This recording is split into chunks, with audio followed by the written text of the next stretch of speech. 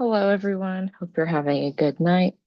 Um, Sorry that this has been late to get out. I wanted to make sure that it was perfect and that it was actually helpful for you. So without further ado, here we go. Here is sequencing. So sequencing is pretty recent technology. Um, it's only been around since about the 1970s, and it's based on pretty much the same principles as DNA replication, right? So again, similar to PCR, also, we've seen a lot of these principles before, but it's basically based on, you know, unwinding some sort of template, annealing some sort of primer, and then extending or copying in some way. So we've seen that in PCR, we've seen that when we've learned DNA replication. So we're going to see a lot of the same stuff in both old and new kinds of sequencing. And another thing to note is that it's only good for about 100 to maybe upwards of 1,000 base pairs at a time. We won't focus too much on that right now, but it will come into play a little bit later. So go ahead and jot that down also. One of the kind of most important things when talking about sequencing is the difference between a DNTP and a DDNTP. And this, for context, means deoxy, and this one means dideoxy. So this one is without one oxygen, and this one has an oxygen in a special place. So this is our DNTP on the left here, and this is our DDNTP. And the reason why we know that is because at this position here, which is your 3' carbon, your DNTP has this hydroxyl group,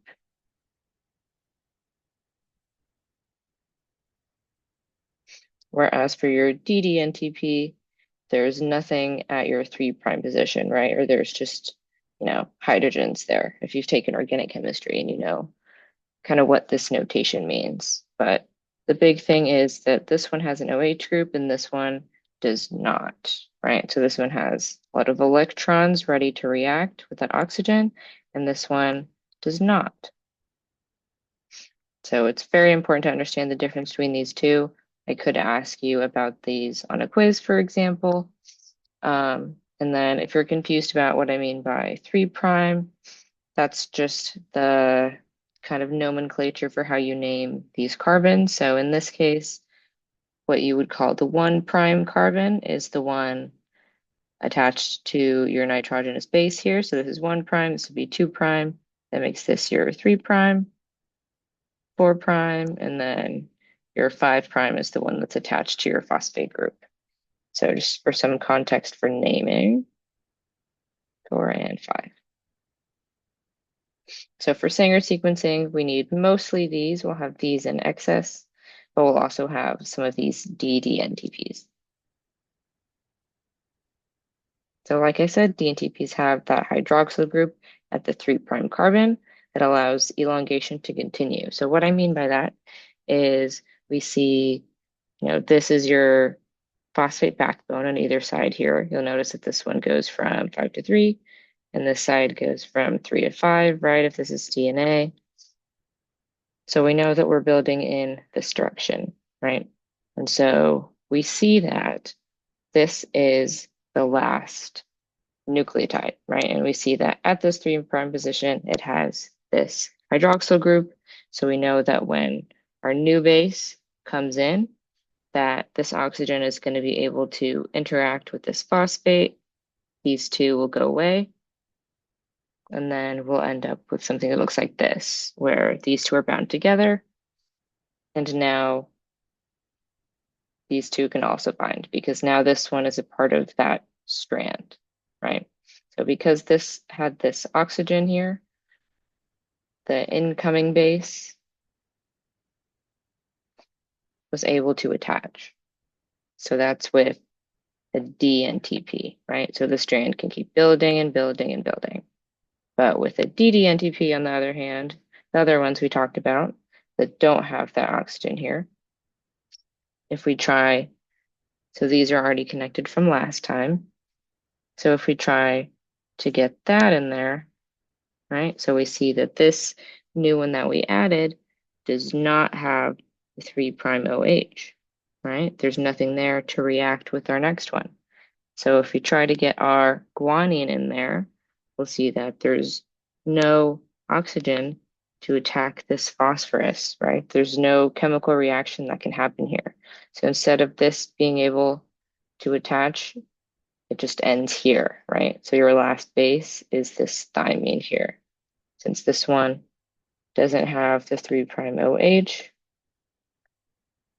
the next base can't attach. And this is where you get the name chain termination.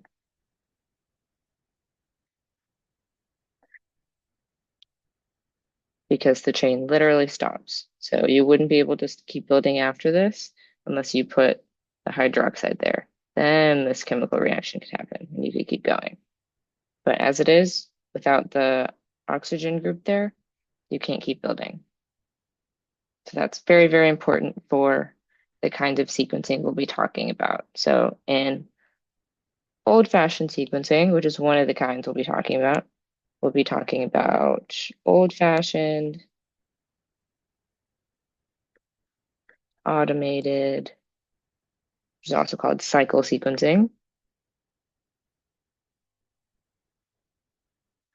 And your lab manual will talk about something called Maxim Gilbert sequencing, but we will not be talking about that in our class. So anything about this kind of sequencing, you can just ignore because that is not the kind of sequencing we'll be talking about for 208. So just focus on these two, which will be in these slides for the rest of the time. Cool. So now we know the difference between DNTPs and DDNTPs, which you have to know in order to keep going. We can talk about old-fashioned Sanger sequencing. So what you need for a sequencing reaction to take place, like the ones we set up last week, are obviously your DNA template, which in our case is our purified plasmid, which again hopefully contains our GAPC gene. You need all of the regular DNTPs, again, in excess, because we want to be building more than we want to be terminating, right? We just need them to terminate, intermittently so that we can have a bunch of fragments, but we still need to be able to build the whole sequence. So we need lots of DNTPs. That's with that OH group at the 3' end. And then for each reaction, only one of them will be radioactively tagged. We'll talk more about that in a second. You need an enzyme to do the actual synthesis of the new strand, and then you also need a primer. Otherwise, your polymerase won't know where to bind. So we need those two together. And then also for old-fashioned Sanger sequencing, as well as all of these things that are required, you'll also need one of those DDNTPs per reaction so that you can terminate and make a lot of fragments, which is what we want. So again, this is just a little visual of what we want. So this is just if you have a specific reaction with DDATP. But remember, we'll multiply this times 4 because you'll need one for DDATP, DDCTP, DDGTP, and DDTTP. So it'll actually look more like this. You have all 4 of these reactions. Right, and they're all taking place in a different tube. So there's, tube 1, 2, 3, and 4, and they're all totally separate reaction tubes, right? Because you can only have one DDNTP per tube, and then one of them is radioactively labeled.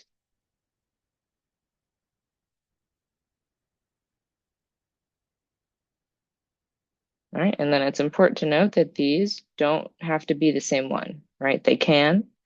I could make the radioisotope in this reaction also, but I could also choose, T, for example. It doesn't have to be the same one as the DDNTP. So please note that they don't have to be the same. They can, but they don't have to be. So we've set up all four of our reactions, right? We have all of these. We should be fairly familiar with all of these ingredients. The only differences to note is the DDNTP and then making sure that one of your bases is radioactively tagged. And again, the radioactive part is exclusive to old-fashioned sequencing. So after you get all those together, the steps in a sequencing cycle are actually very, very similar to PCR steps, right? So hopefully that makes you a little less stressed out because the steps are very similar. We won't have to memorize exact temperatures, not like PCR, but you will have to know, the gist of how the temperatures are changing, when they're going up, when they're going down, just not exact numbers. But you should be able to know trends. So this is for our DDATP, for example, right? So like PCR, at a pretty high temperature, your DNA template, which again for us hopefully is our PJET plus GAPC, right? About 95, your DNA should start to unwind, right? Hopefully that's pretty straightforward. H bonds are breaking, et cetera, et cetera. And then after that, hopefully another pretty familiar step. The temperature lowers enough to allow your primer to bind to your template, right? And so it can be as low as 37 degrees, but in upwards of close to 60, as long as it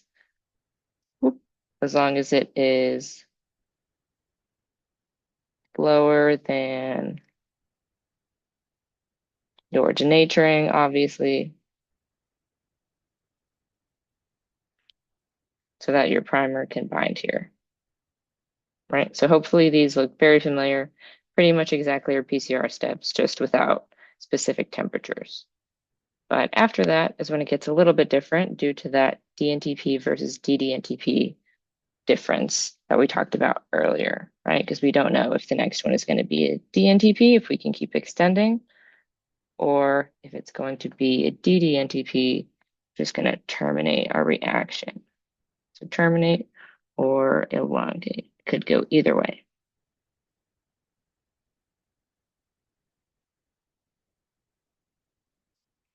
So for the sake of this example, I'm going to add a sequence to this graphic here, so that's a little easier to trace.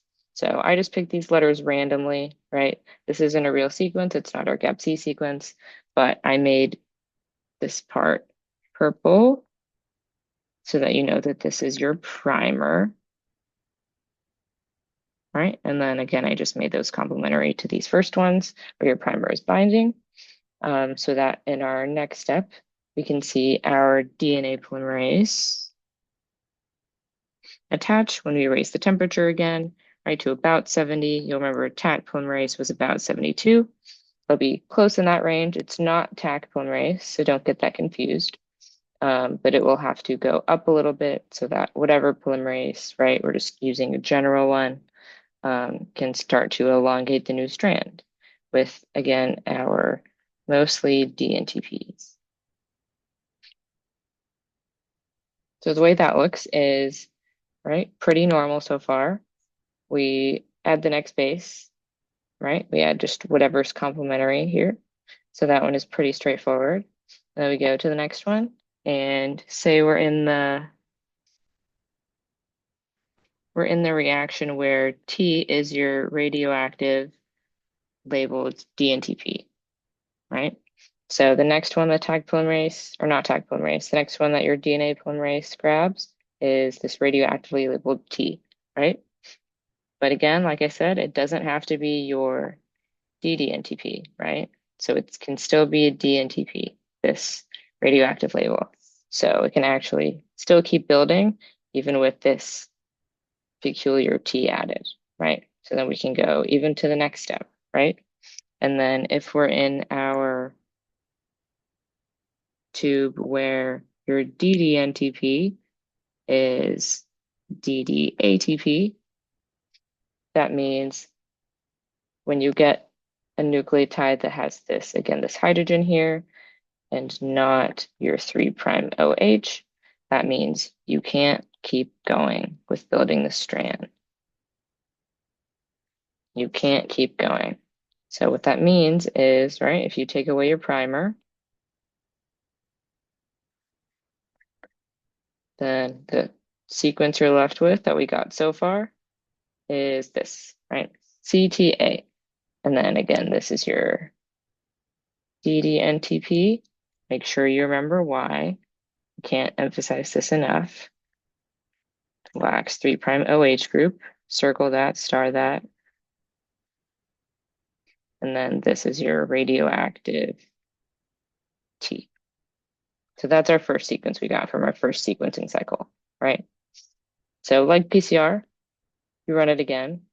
And the point is you want to get more sequences, more fragments, so that when you have more and more fragments, hopefully you can line them up, overlap them, and you'll be able to get the whole sequence from that. So when we run it again, do another cycle, right? Most part looks pretty much the same, right? We start building from here. Maybe we add another radioactive T, and then we kept building from there. Maybe we add another radioactive T, and then, oh, what do you know? You have another adenosine DDNTP here, DDNTP. So your chain terminates.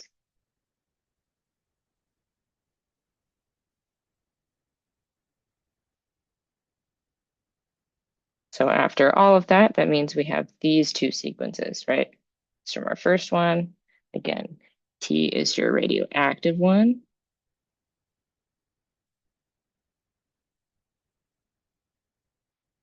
In this particular reaction. And then A is your DDNTP, right? So we have two fragments and they're different lengths, right? So this one is shorter and then this one is longer. And, assuming we continue for many more cycles, right? We get this whole sequence in a bunch of different kinds of fragments. I want you to think about what we've done to visualize our data pretty much every other time we've had data we needed to visualize in our class. And you guessed it, what we have to do is run a gel, right? And like usual, your smaller fragments will travel faster. They'll go to the bottom. And your larger fragments will get trapped and go a lot slower. Also important to note that this end of your gel will be considered your 5' end, and this one will be considered your 3' end. And we'll see why in a second.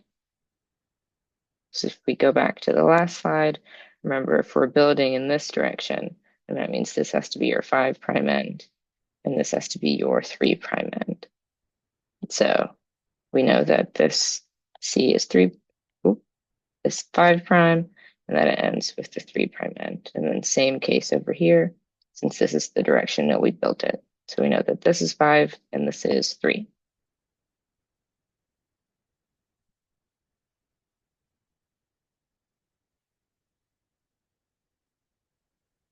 So when you're looking at an old-fashioned Sanger sequencing gel, what you want on the top here in these different wells is your radioactively labeled nucleotides. And that's because this isn't like our typical gel, right? This is one where we have this radioactive isotope, right? We don't do that anymore because we figured out that it's pretty bad for us.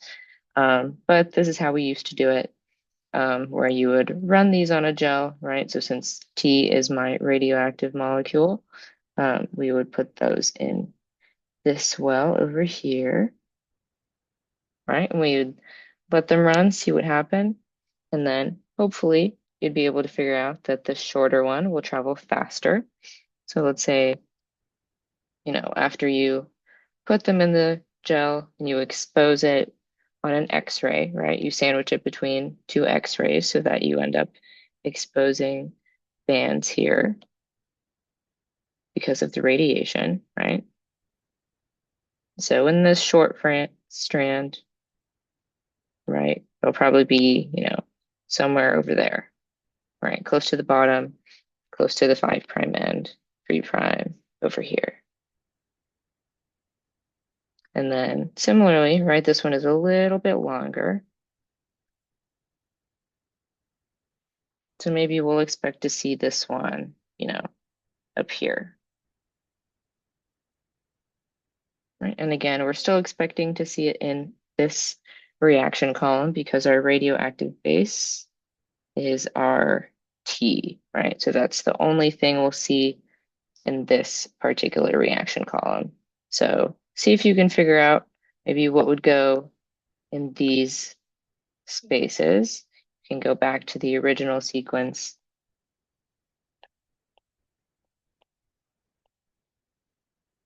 See if you can set up the reactions with, A as your radioactive one, C as your radioactive isotope, and then G as your radioactive isotope, and see if you can fill in the gel here. And then we'll go over that in class to see if you got it right or not.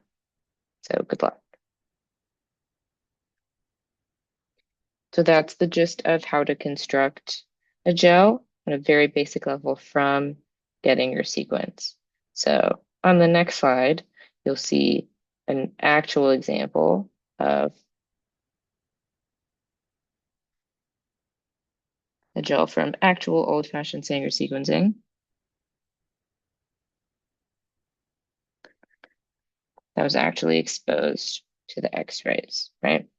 So again, right, we read it bottom to top. We know that this is your 5' end, this is your 3' end. We know that shorter fragments are here, and then longer fragments are here. We know that these are your radioactive DNTPs. So knowing what we did to get to this over here, and knowing how to read this, in this direction, I want you to see if maybe you can find the sequence from this gel.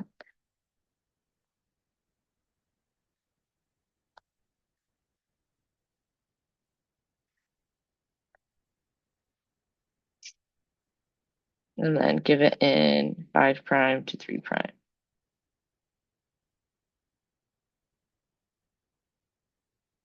So pause it, give yourself a second. I'll get you started. I'll tell you that the first one, I'll give you the first four. You'll start with G, G, G, G. And I'll see if you can keep going from there. So go ahead, pause it, work on that, see if you can figure it out. Hopefully it's pretty straightforward. If you get stuck, you can always go back here and see how we got, from this to these. And we'll check this one in class too.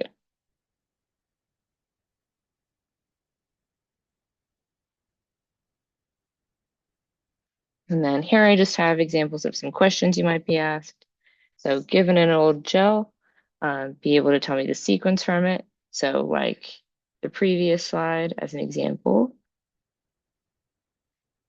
And then giving it the other way, if I give you a DNA template or a group of fragments, for example. So if I gave you, these, be able to actually generate the gel from it. So fragments to gel and vice versa. So you should be able to go both ways. And so I gave you this practice one where you can go from gel to sequence. And then if you go a couple slides ahead, I also have a couple more practice problems. I won't linger too much in the recording, but these will be in the slides for you so that you can practice them on your own. And then we'll go over them in class to make sure that if there's any questions, we can get those out of the way. So go ahead and give these a try when you're studying for your quiz. And then that will bring us to our automated sequencing, which is based on the same principles, right? Same guy, pretty much the same thing, but technology has improved a lot. It's gotten a lot easier for us to do a lot of these things.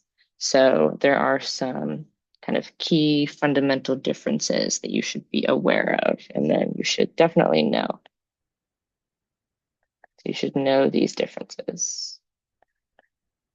It'll be much easier for you to figure out what kind of question you're being asked if you know which kind of sequencing it's asking you about. So in old-fashioned Sanger sequencing, you'll remember that you actually had to have, instead of having all of your ddNTPs together, you had to have 4 separate reactions.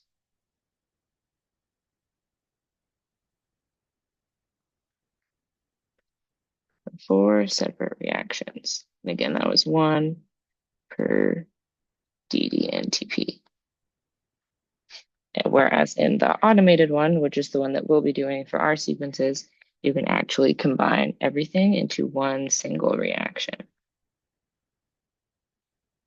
Since your ddNTPs now, they can be mixed up together.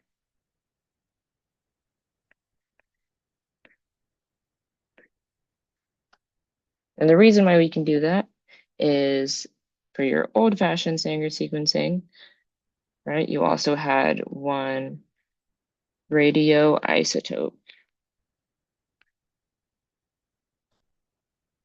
Again, per reaction. So we needed to know what was going on in each reaction for each base. And again, now we don't use radioisotopes. We figured out a new technology for that. And we can actually just give something, instead of a radioactive tag, we can give it a fluorophore tag.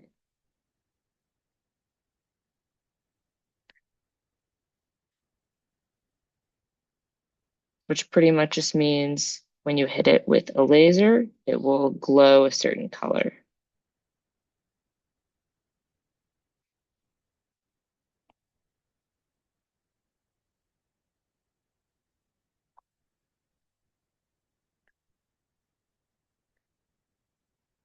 So it will grow a specific color.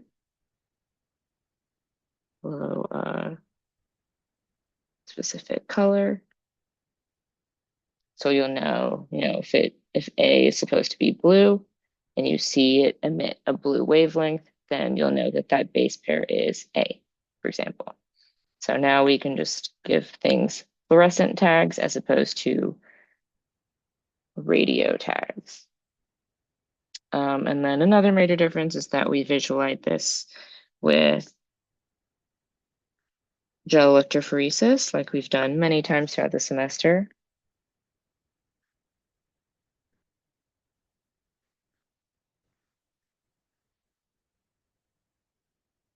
Whereas over here, we've gotten so automated with these that we can do something called capillary electrophoresis.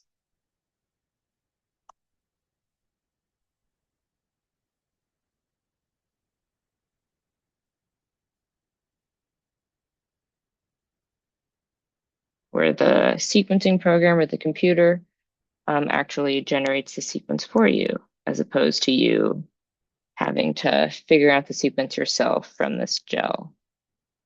So it gets the sequence for you. And then this link I have down here is just another good YouTube video that explains the differences with the automated sequencing a little more. But these are the big ones that you want to be aware of. So for cycle sequencing, having all of these differences in mind, the workflow for that one, again, the reagents are very, very similar, except instead of a radio actively tagged DNTP, you just have, all of the normal DNTPs, and you actually have all 4 of these guys in one reaction tube. So these 2 steps, pretty much exactly the same, right? Minus the fact that you should have all 4 of these, again, ddNTPs. So you could add a ddNTP at any time. And again, just like before, it stops the chain extension. And that's because it lacks that 3' OH group, which terminates our chain.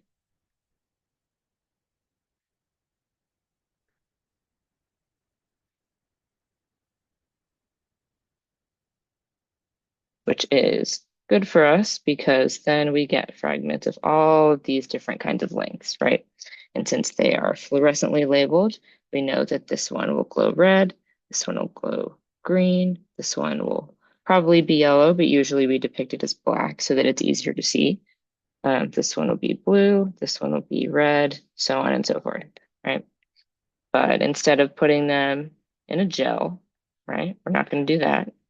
We're going to put them in our nifty little sequencing machine, right? And capillary gel electrophoresis is, right, still involving a gel. This capillary or this long tube is gel, which means your fragments follow a lot of the same rules. So your smaller fragments will still travel a lot faster,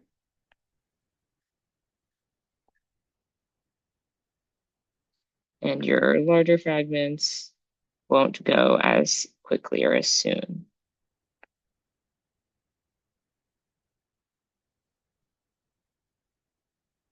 So if your DNA sample is going down this way, that means this one will go first and it'll be detected by the laser first, which will generate, this first kind of strong peak here, right? And then this one, since it's the next longest, right, it'll go down here too. It's probably this one right here, since it's the next shortest, which will get your next wavelength, which will be A, right? And again, these colors will correspond to these colors on your fluorescent tag. So after that, right, all of the fragments go through at the same time, and your fluorescent DDNTPs will all glow a certain color, which the computer will be able to read and tell you a letter. And then at the end, you should have something like this, right? And this is called a chromatogram. You can also see it called an electropherogram.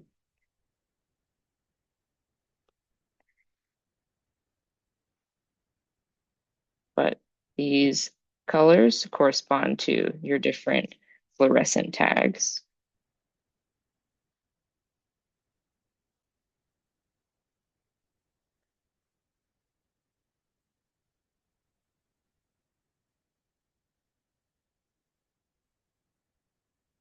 Right? And then the peak height or intensity